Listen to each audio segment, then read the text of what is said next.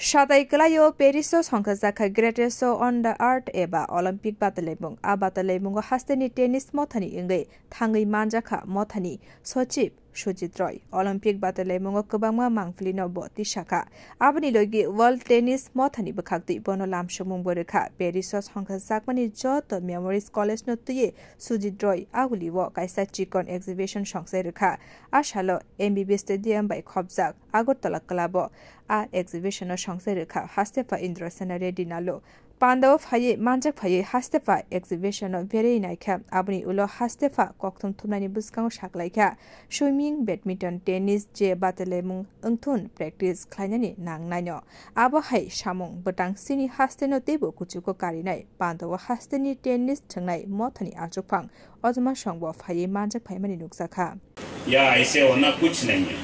Swimming का techniques होता है, वो जंपिंग में हो या स्विमिंग में हो। स्विमिंग में डिफरेंट वैरायटीज है, डिफरेंट वैरायटीज में अपन ये कर सकते हैं, तो उसके लिए अपन सोचना है।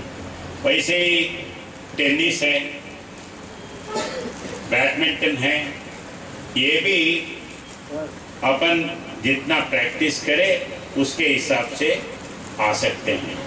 तो अभी त्रिपुरा छोटा स्टेट है, फिर भी अपन आगे जाने के लिए जो स्पिरिट है वो स्पिरिट जरूर आगे ले जा सकता है।